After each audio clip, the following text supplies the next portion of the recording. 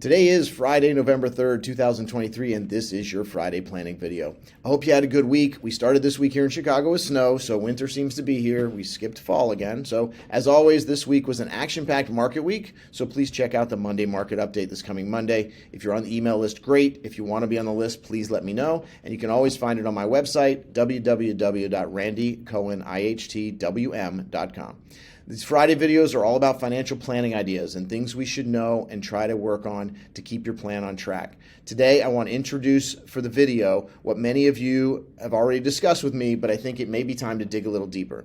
I'd like to talk about what I usually refer to as your estate plan, but just to clarify, I don't offer legal or tax advice, but since these are both such important parts of your plan, we should discuss this and bring in your legal and tax advisors. Today, though, I want to talk about the estate plan in a different light.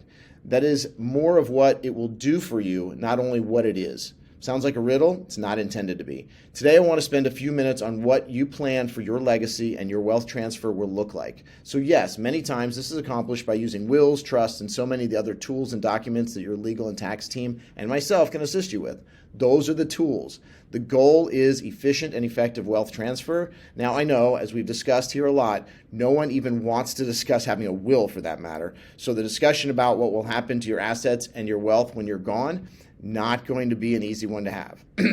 There are many stages to in the work we'll want to do. Let me talk about a few of them today, and then we'll follow up with more next week. The first stage of this really comes as education. I've worked with many of you to introduce your children and your grandchildren to the ideas we find in financial planning and investing.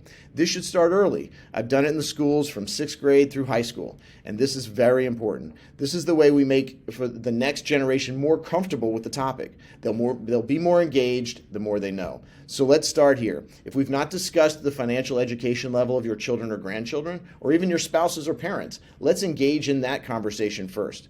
As more and more of us become that sandwich generation, we need to help our parents and our kids become more financially literate.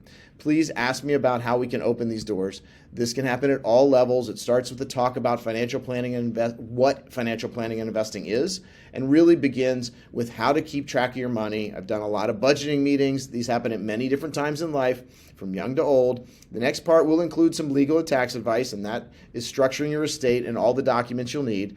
The idea behind this starts in the name. Planning. The more we plan for this, the easier it'll be for your family. This will include discussing now, when you can, who we should talk to if you can no longer hold these discussions. This trusted contact, as we refer to it here at LPL, can be put on file and changed if necessary, but that'll allow for the individual you want to be the one to handle things to be our first call. Let's end with this today. The next steps are not just putting the estate documents together. This is a very important part of the plan. The more complex your situation, the more important it is to start early. But here's the next step. Know what you want and make sure others know what you want. This is where we talk through what your estate plan looks like, how you want it to be executed, and who you want to lead that team. I spoke to one of my clients the other day, and as I've heard so many times, our plan is clear. If so-and-so cannot handle the planning anymore, the next step, call Randy. And yes, that will be an important part. There's a lot more to the plan, and we want to discuss some of it as we lay out your plan, mostly so that everyone has an idea of what your wishes are. The key to a good plan, in my opinion, is few surprises and clarity of purpose. For today, let's wrap up with a preview of some of that work that will go into what I believe is a proper wealth transfer strategy. It's more than a plan. This will start with your wishes and the guidance from your legal team, someone who knows how to take your wishes and turn them into the legal documents to get the right outcome. This will often be overlaid with tax strategies from your tax advisor. We'll then work with overall family meetings and family education so that all of the involved parties have the chance to avoid surprises. We'll add some other items such as value-based legacy planning, and maybe even bring into the conversation some technology to assist that as well. And we'll also talk about philanthropy if that's something you want to do. This is a process. For most of you, we hope that you have a long time to deal with this, but it doesn't mean that we shouldn't address it. For those of you who are already past the main accumulation stage, we should get talking soon.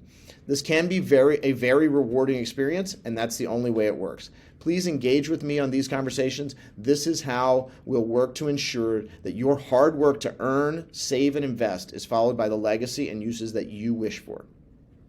I look forward to working with you. I enjoy so many multi-generational, 3- and 4-time, sometimes family financial plans. for now, keep in touch. Let's keep on those plans and maybe even use the upcoming holiday year-end season to talk about them with me and with your families. Have a great weekend, and I hope you'll check in again on Monday for the market update.